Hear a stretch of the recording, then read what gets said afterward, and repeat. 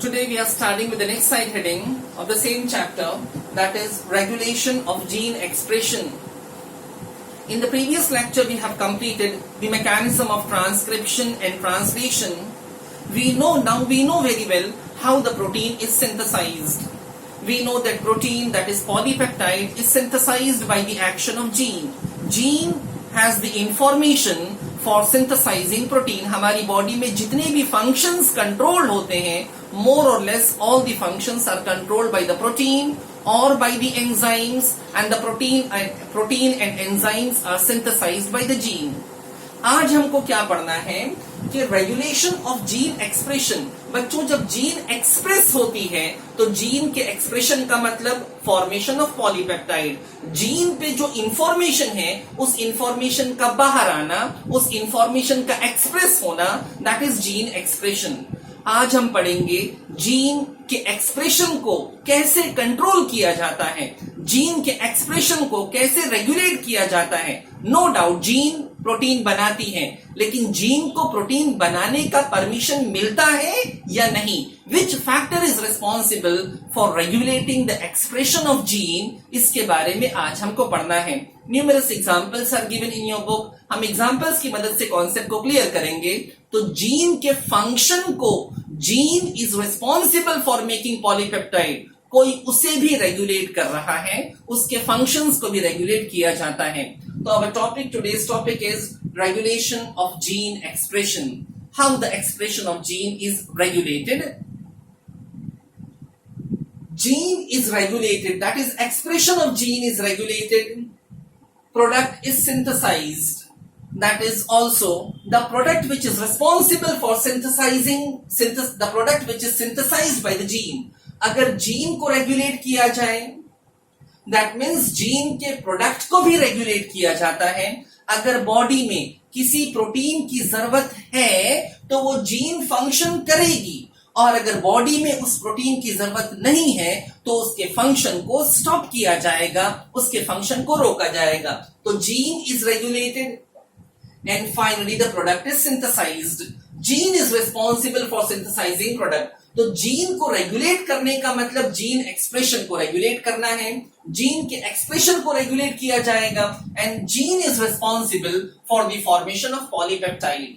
तो हमारी बॉडी में जो पॉलीपेप्टाइड बनता है, अलग अलग ऑर्गेनिजम्स की बॉडी में जो पॉलीपेप्टाइड यानी कि प्रोटीन बनता है, उस प्रोटीन के बनाने के लिए जीन रिस्पॉन्सिबल है, और जीन के एक्सप्रेशन को रेगुलेट किया जा सकता है, जीन के एक्सप्रेशन को रेगुलेट किया जाता है. Okay, now the gene expression is regulated at different level. अभी आपको लेवल्स, जैसे आपने प्रोटीन सिंथेसिस पढ़ा है, प्रोटीन सिंथेसिस के अलग अलग स्टेप्स जो मेन इवेंट्स हैं वो आपको मोर और लेस थोड़ा मालूम है. जैसे ट्रांसक्रिप्शन है, ट्रांसक्रिप्शन में डीएनए का इंफॉर्मेशन मैसेंजर आरएनए पर आता है, लेकिन मैसेंजर आरएनए के बनने से पहले याद है एक और आरएनए बनता है, एचएनआरएनए. प्राइमरी ट्रांसक्रिप्ट का फॉर्मेशन होता है, फाइनली एमआरएनए का फॉर्मेशन होता है. एमआरएनए न्यूक्लियस से माइग्रेट होकर साइटोप्लाज्म में जाता है, राइबोसोम में जाता है. राइबोसोम में उसका ट्रांसलेशन होता है, जहां पे अमाइनो एसिड के सीक्वेंस एक प्रॉपर ऑर्डर में अरेंज्ड होते हैं. Amino acids are arranged in a proper sequence to form the polypeptide. ये सब आपने प्रोटीन सिंथेसिस में पढ़ा है. अभी मैं क्या बताना चाह रहा हूं कि जीन के एक्सप्रेशन को किस स्टेप में कंट्रोल किया जाता है, किस स्टेज में रेगुलेट किया जाता है. It can be regulated at several stages. Now we are discussing in terms of eukaryotic cell. Eukaryotic cell में जीन के एक्सप्रेशन को कहां पे किस स्टेप में रेगुलेट किया जा सकता है. That is 4 points are given in your book. The first one is transcriptional level. Transcriptional level in the sense जब डीएनए से आरएनए का फॉर्मेशन होता है. फॉर एग्जांपल ये डीएनए है, ये डीएनए का टेम्पलेट है, ये डीएनए का टेम्पलेट है. Template is the strand, double stranded DNA में वो स्ट्रैंड जिस पे ट्रांसक्रिप्शन होता है, that is called as template. Template की पोलैरिटी इज ऑलवेज 3' to 5', ये टेम्पलेट स्ट्रैंड ऑफ डीएनए है ना, डीएनए का ये टेम्पलेट है बच्चों। टेम्पलेट पे इफ यू रिमेंबर, टेम्पलेट पे नॉन फंक्शनल या नॉन कोडिंग पार्ट भी होते हैं जो पॉलीपेप्टाइड फॉर्मेशन में पार्टिसिपेट नहीं करते हैं, and such intermediate interrupting segments are called as intron. ये हमने पहले पढ़ा था, such interrupting segments are called as intron. Say for example ये इंट्रॉन है, ये इंट्रॉन है, तो टेम्पलेट पे इंट्रॉन्स भी होते हैं और फंक्शनल कोडिंग सीक्वेंस यानी कि एक्सॉन भी प्रेजेंट होते हैं। ये हमने पहले पढ़ा था। नाउ अभी जब ट्रांसक्रिप्शन होगा, जब इसका ट्रांसक्रिप्शन होगा तो बच्चों ट्रांसक्रिप्शन में जो एमआरएनए जो आरएनए का फॉर्मेशन होता है, आरएनए की पोलैरिटीज फ्रॉम 5' to 3', तो जो प्राइमरी ट्रांसक्रिप्ट बनता है, प्राइमरी ट्रांसक्रिप्ट पहले स्टेप में जो आरएनए बनता है, this primary transcript is called as hnRNA. Okay, इसको बोलते हैं हेटेरोजेनस न्यूक्लियर आरएनए। ये हेटेरोजेनस, तो ट्रांसक्रिप्शनल लेवल में कंट्रोल करने का मतलब, ट्रांसक्रिप्शनल लेवल में जीन एक्सप्रेशन को रेगुलेट करने का मतलब इसी स्टेप में रोक दिया जाए, यानी टेम्पलेट से एचएनआरएनए का फॉर्मेशन ना होने दिया जाए, या जब तक जरूरत हो तब तक उसे रोक कर रखा जाए। That is the regulation of gene expression at the transcriptional level, जहां पे टेम्पलेट से जो ट्रांसक्रिप्ट आरएनए है, जो प्राइमरी ट्रांसक्रिप्ट आरएनए होता है एचएनआरएनए, उसके फॉर्मेशन को कंट्रोल किया जाता है। Second step is processing level. Now what is processing level? बच्चों जब एचएनआरएनए का फॉर्मेशन होता है, एचएनआरएनए प्राइमरी ट्रांसक्रिप्ट का फॉर्मेशन होता है, इसकी प्रोसेसिंग होती है। इसकी प्रोसेसिंग के बाद एमआरएनए बनता है। इफ यू रिमेंबर, एचआरएनए से एमआरएनए के बनने के बीच में प्रोसेसिंग के 3 स्टेप हमने पढ़े थे, splicing, capping and tailing. Splicing is the first step we have studied. Splicing में क्या होता है? स्प्लाइसिंग में जो इस पे नॉन फंक्शनल सेगमेंट्स हैं, मतलब जो इंट्रॉन्स हैं, इंट्रॉन्स को कट करके डिलीट किया जाएगा और एक्सॉन को रीजॉइन किया जाएगा। This mechanism of cutting and deleting the introns, that is non functional segment, is called as splicing. तो प्रोसेसिंग लेवल पे कहां पे कंट्रोल किया जाता है? प्रोसेसिंग लेवल में स्प्लाइसिंग पे कंट्रोल किया जाता है, स्प्लाइसिंग स्टेप पे कंट्रोल किया जाता है। The third step is transport of messenger RNA. Transport of messenger RNA is very simple, as you know. Final messenger RNA जो है, फाइनल मैसेंजर आरएनए, ये मैसेंजर आरएनए का फॉर्मेशन कहां पर होता है? न्यूक्लियस में, न्यूक्लियोप्लाज्म में होता है। बच्चों न्यूक्लियस में एमआरएनए के फॉर्मेशन के बाद न्यूक्लियस से बाहर निकलना पड़ता है एमआरएनए को। MRNA comes out of the nuclear membrane by the perforation present in the nuclear membrane called as nuclear pore. Nucleus की मेम्ब्रेन पे जो खड्डे हैं, जो न्यूक्लियर पोर है, वहां से एमआरएनए बाहर निकलता है और साइटोप्लाज्म में जाता है, राइबोसोम से अटैच होता है। तो ट्रांसपोर्टेशन पे रोक लगा दी जाए, यानी वो न्यूक्लियस से साइटोप्लाज्म में न जा पाए। That is a transportation, that is transportation of mRNA can also be regulated in order to regulate the gene expression. And the fourth step is translational level. Translational level, अभी translation का मतलब आपको मालूम है, ये mRNA जब ribosome पर पहुंच जाएगा तो राइबोसोम पे पहुंचने के बाद उसका ट्रांसलेशन स्टार्ट होता है। प्रीवियस लेक्चर में हमने ट्रांसलेशन डिटेल में पढ़ा था। ट्रांसलेशन, पहला टीआरएनए और अमाइनो एसिड कॉम्प्लेक्स आता है, एयूजी पर अटैच होता है, मीथियोनिन आती है, second, third, fourth, fifth amino acid joint होते जाते हैं, पॉलीपेप्टाइड बनती है, that is translation.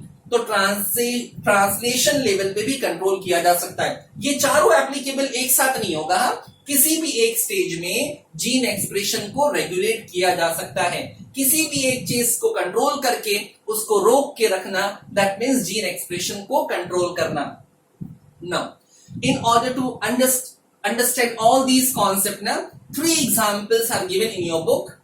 In the first example बच्चों, E coli bacteria. E coli is a bacteria, हाँ ई कोलाई बैक्टीरिया है। अगर इस ई कोलाई बैक्टीरिया को हम कल्चर मीडिया में ग्रो करें, ग्रोथ मीडिया, कल्चर मीडिया जिसमें बैक्टीरिया की ग्रोथ होती है, और उस कल्चर मीडिया में अगर लैक्टोज है, उस culture, lactose is a type of carbohydrate, अगर ई कोलाई को हम कल्चर मीडिया में ग्रो कर रहे हैं और उस कल्चर मीडिया में लैक्टोज है, तो E coli will synthesize an enzyme जिसका नाम है बीटा गैलेक्टोसाइडेज। अगर कल्चर मीडिया में लैक्टोज नहीं है तो E coli beta galactosidase enzyme का फॉर्मेशन नहीं करेगा। इससे ये क्लियर हो रहा है कि ई कोलाई के पास एबिलिटी है, उसके पास राइट है, उसके पास ऑप्शन है कि वो बीटा गैलेक्टोसाइडेज चाहे तो सिंथेसाइज करे, चाहे तो सिंथेसाइज ना करे। अच्छा, बीटा गैलेक्टोसाइडेज का फंक्शन क्या है? Beta galactosidase in presence of water ये लैक्टोज को ब्रेक डाउन करता है गैलेक्टोज और ग्लूकोज में। Beta galactosidase produced by E coli in the presence of water is responsible for digesting, responsible for breaking lactose into galactose and glucose। मतलब lactose के digestion के लिए इन शॉर्ट वो use हो रहा है, लैक्टोज के कैटाबॉलिज्म के लिए यूज हो रहा है beta galactosidase. Now beta galactosidase is synthesized by E coli. E coli उसे फॉर्म करता है, कब फॉर्म करेगा? जब लैक्टोज मीडिया में प्रेजेंट होगा। इन absence of lactose in the media, अगर मीडिया में लैक्टोज नहीं है बच्चों, मीडिया में, कल्चर मीडिया में, ग्रोथ मीडिया में जिसमें ई कोलाई बैक्टीरिया ग्रो हो रहा है, अगर उसमें लैक्टोज नहीं है, अगर लैक्टोज नहीं है तो no need of beta galactosidase, beta galactosidase की जरूरत नहीं होगी। As a result, in absence of lactose in media, beta galactosidase is not synthesized, beta galactosidase synthesize नहीं होगा। नाउ अभी एक चीज क्लियर हो गई कि ई कोलाई बैक्टीरिया के पास ऑप्शन है वो बीटा गैलेक्टोसाइडेज सिंथेसाइज करे या बीटा गैलेक्टोसाइडेज सिंथेसाइज ना करे। दैट मीन्स अब बीटा गैलेक्टोसाइडेज एंजाइम यानी कि प्रोटीन है और इसको सिंथेसाइज करने के लिए ई कोलाई में जीन होती है। Gene is responsible for synthesising protein. इसका मतलब ये कि वो जीन कभी एक्सप्रेस हो रही है और कभी एक्सप्रेस नहीं हो रही है। Okay, now it is metabolic. अब ये जीन कैसे इसको एक्सप्रेस कर रही है, कैसे बीटा गैलेक्टोसाइडेज बना रही है? It may be a metabolic process, physiological process और एनवायरमेंटल कंडीशन। कोई भी अलग अलग कंडीशंस हो सकती हैं जिस कंडीशन से जीन एक्सप्रेशन को रेगुलेट किया जाता है। मतलब वो जीन ये एंजाइम बनाएगी या नहीं बनाएगी, it is decided by metabolic process, physiological और environmental condition. So this is the first example. Second example book में शॉर्ट में दिया है, during the development of any organism embryo in the early stage of development embryo, ये embryo धीरे धीरे बड़ा होकर एडल्ट बनता है। एम्ब्रियो से एडल्ट बनने के लिए उसका डेवलपमेंट होता है, सेल्स का, ऑर्गन्स का, टिश्यूज का डिफरेंशिएशन होता है। तो बच्चों एम्ब्रियो से एडल्ट बनने के लिए जो डेवलपमेंट और डिफरेंशिएशन होता है, this development and differentiation is also regulated by gene. It is gene regulation and gene expression. Remember, gene regulation and gene expression is responsible for controlling development and differentiation from embryo to adult. This is the second example. Coming to the third case, E. coli bacteria, they acclimatize, they adjust themselves according to the chemical environment of the media. E coli bacteria में इस बात की क्षमता है, इस बात की ability है कि वो जिस मीडिया में ग्रो हो रहे हैं उस मीडिया में जो एनवायरमेंटल कंडीशन है, उस मीडिया में जो केमिकल्स है, जो कंपोनेंट्स है, उस कंपोनेंट्स के हिसाब से वो खुद को एडेप्ट कर लेते हैं, खुद को एक्लेमेटाइज कर लेते हैं, एडजस्ट कर लेते हैं। एक्चुअली ये पॉजिटिव पॉइंट है ई कोलाई के लिए कि वो उस कंडीशन के हिसाब से खुद को मैनेज कर लेते, एडजस्ट कर लेते। Now E coli bacteria depending upon the substrate present in the media, जो केमिकल है जिस मीडिया में वो ग्रो कर रहे हैं उसमें जो सबस्ट्रेट है, depending upon the substrate present in the media, E coli accordingly will synthesize the enzyme जो सबस्ट्रेट कल्चर मीडिया में है उसके हिसाब से वो एंजाइम बनाएंगे, so that enzyme is capable of breaking down the substrate. ये एंजाइम जो है सबस्ट्रेट को प्रोडक्ट में चेंज कर सकता है, तो जो भी सबस्ट्रेट होगा उसके हिसाब से वो एंजाइम बना लेंगे। ये उनका पॉजिटिव पॉइंट है। अभी ये एंजाइम जो उसके अंदर कंडीशन और नीड के हिसाब से बनती है, सच एंजाइम जो एडेप्टेशन के लिए बनती एडेप्टिव एंजाइम है, इसको इंड्यूसिबल एंजाइम कहते हैं। इंड्यूसिबल एंजाइम जो टेम्पररी कंडीशन में एनवायरमेंटल केमिकल में जो सबस्ट्रेट प्रेजेंट है उसको डाइजेस्ट करने के लिए बनती है, दैट इज इंड्यूसिबल एंजाइम। अब इस इंड्यूसिबल एंजाइम के फॉर्मेशन के लिए उनके पास जीन है, they have a set of gene, they have a set of gene for the formation of inducible enzyme, and this inducible enzyme is capable of digesting substrate। तो उनके अंदर जो set of gene है वो gene काम करेगी या नहीं करेगी, ये निर्भर करता है इस बात पे कि मीडिया में सबस्ट्रेट है कि नहीं। तो ये जीन हमेशा काम नहीं करती है, ये जीन स्विच ऑन होगी या स्विच ऑफ होगी, मतलब वो प्रोटीन बनाएगी, वो एंजाइम बनाएगी या तो नहीं बनाएगी। तो स्विच ऑन वाले मैकेनिज्म को इंडक्शन कहते हैं। This set of gene switch on and this mechanism is induction of gene. और इस जीन को स्विच ऑन करने के लिए, इस जीन के इंडक्शन के लिए कुछ स्पेशल स्मॉल मॉलिक्यूल्स होते हैं जो उस जीन को पिन मारते हैं, स्टिम्युलेट करते हैं, इंड्यूस करते हैं उसके फंक्शन को, and such chemicals are called as inducer. ये स्विच ऑन करते हैं जीन को, दैट इज इंडक्शन स्टार्ट करते हैं। Accordingly inducible enzyme, adaptive enzyme का फॉर्मेशन होता है। This enzyme digest the substrate. यानी ये क्लियर हो गया वापस से कि जीन के फंक्शंस को, जीन की फंक्शनिंग को रेगुलेट किया जा सकता है। Okay, now the next side heading given in your book is operon concept. Now what is operon concept? Operon concept basically is a transcriptional control for gene regulation. Functioning of gene is regulated at the level of transcription. You know very well what is transcription now. So it is a gene regulation at transcriptional level, which we call it as a operon concept. Now, in the case of E. coli, just now you have studied, in the case of E. coli, if lactose is present in the culture media, if lactose is a type of carbohydrate, if lactose is present in the culture media, E. coli needs 3 additional enzymes for catabolism, for digesting the lactose. Lactose को digest करने के लिए उसको 3 enzyme की जरूरत पड़ेगी। अगर lactose culture media में है तो ई कोलाई को 3 एडिशनल एंजाइम बनाना पड़ेगा। वो एंजाइम का नाम है beta galactosidase, permease and trans acetylase. Now the function of enzymes are given here in short. Beta galactosidase, this enzyme which is produced by E. coli in the presence of lactose is responsible for hydrolyzing lactose into galactose and glucose. ये previous board पे आपने देखा था। Second enzyme permease helps lactose to enter into the cell. Lactose diffuse होकर के cell के अंदर enter हो सके, इसके लिए उसे परमीएज बनाना पड़ता है। अगर परमीएज नहीं होगा तो lactose will not be able to enter into the cell. The third enzyme trans acetylase is responsible for converting acetyl CoA into galactoside by transfer acetyl group.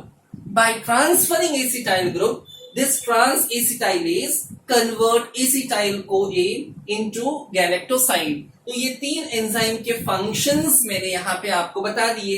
ये 3 एंजाइम को प्रोड्यूस करना है, कौन प्रोड्यूस करेगा? ई कोलाई प्रोड्यूस करेगा अगर lactose present है culture media में तो। नाउ बच्चों, operon, as you know, operon is a transcriptional control for gene regulation.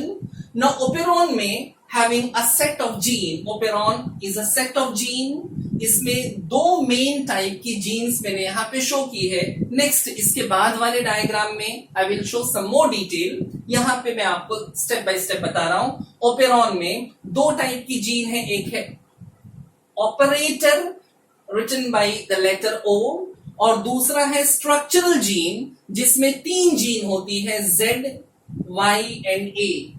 These three different genes Z, Y and A are responsible for the formation of three different enzymes.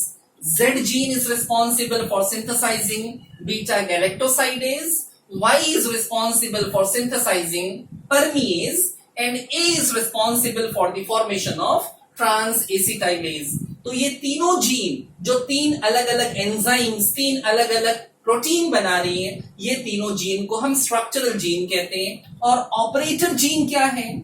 Operator gene वो gene है जो structural gene के function को control करता है. Operator gene वो gene है जो स्ट्रक्चरल जीन के फंक्शन को कंट्रोल करता है. तो स्ट्रक्चरल जीन के फंक्शन को कंट्रोल करने वाला, इसको कंट्रोल करने वाला O, that is operator gene. अब अगर कल्चर मीडिया में लैक्टोज है तो ये तीनों जीन सिंथेसाइज करेंगी प्रोटीन को, मतलब इनका ट्रांसक्रिप्शन होगा, ट्रांसलेशन होगा. और अगर कल्चर मीडिया में लैक्टोज नहीं है तो ये तीनों जीन जो है, structural gene I am talking about ZYA gene, ये जीन शांत रहेगी, ना तो ट्रांसक्रिप्शन करेगी ना तो ट्रांसलेशन करेगी. ट्रांसक्रिप्शन ही नहीं होगा तो ट्रांसलेशन भी नहीं होगा. Okay, now what happen? अभी ऑपरेटर जीन इसको कमांड देगी प्रोटीन बनाने का, ट्रांसक्रिप्शन का कमांड देगी या ट्रांसक्रिप्शन का कमांड नहीं देगी. दैट इज डिसाइडेड बाय, अब ये ऑपरेटर जीन का जो O साइड है ये स्विच ऑन होगा तो स्ट्रक्चरल जीन ट्रांसक्रिप्शन करेगी, ये स्विच ऑफ होगा तो स्ट्रक्चरल जीन ट्रांसक्रिप्शन नहीं करेगी. अभी ये स्विच ऑन होना या ऑफ होना is actually a gene expression. इस जीन के एक्सप्रेशन के लिए ऑपरेटर जीन का ऑन होना या ऑफ होना इज रिस्पॉन्सिबल. अभी ये ऑन होगा या ऑफ होगा, इसको कैसे डिसाइड किया जाता है? Listen here now. Repressor protein, एक प्रोटीन है जिसका नाम है रिप्रेसर प्रोटीन. रिप्रेसर प्रोटीन के बनाने के लिए आगे और भी जीन है जो नेक्स्ट डायग्राम में आएगी. रिप्रेसर जीन के फॉर्मेशन के लिए एक जीन है जिसका नाम है इनहिबिटर जीन, जिसको I जीन कहते हैं. I gene is responsible for making repressor protein. Now this repressor protein which is formed here, this repressor protein is responsible for blocking the site, blocking the operator site. अगर repressor protein ने O site को block कर दिया, ये repressor protein जिसके production के लिए inhibitor I gene है. अभी इनहिबिटर I जीन को रेगुलेटर जीन कहा गया है बिकॉज I जीन ने अगर रिप्रेसर प्रोटीन को सिंथेसाइज किया और रिप्रेसर प्रोटीन ने इस साइट को ब्लॉक कर दिया. अगर ये साइट ब्लॉक हो गई तो आगे का मैकेनिज्म नहीं होगा. मतलब in spite of presence of structural protein, this structural protein will not be able to undergo transcription. और ट्रांसक्रिप्शन नहीं होगा तो इससे mRNA नहीं बनेगा, ट्रांसलेशन नहीं होगा और प्रोटीन यानी एंजाइम्स का फॉर्मेशन भी नहीं होगा. Now the next part. अगर ये रिप्रेसर प्रोटीन ने इस साइट को ब्लॉक नहीं किया, अगर रिप्रेसर प्रोटीन ने इस साइट को ब्लॉक नहीं किया तो आरएनए पॉलीमरेज रन करेगा, इसके आगे कमांड जाएगा, इसके आगे मैकेनिज्म इंपल्स आगे जाएगा और फाइनली स्ट्रक्चरल जीन को चांस मिलेगा ट्रांसक्रिप्शन का. अगर ये ऑन है मतलब ये साइट ब्लॉक नहीं हुई है तो एज अ रिजल्ट अगर रिप्रेसर प्रोटीन ने इस साइट को ब्लॉक नहीं किया है, अगर ये ब्लॉक कर दिया है मतलब ऑफ कर दिया है, ब्लॉक कर दिया है तो आगे की तरफ प्रोटीन का फॉर्मेशन नहीं होगा. अगर ऑन है, ब्लॉक नहीं हुआ है तो आगे का मैकेनिज्म होगा, मतलब ये ऑन है तो ट्रांसक्रिप्शन होगा. अब बच्चों जब ट्रांसक्रिप्शन होगा तो ट्रांसक्रिप्शन में mRNA का फॉर्मेशन होता है.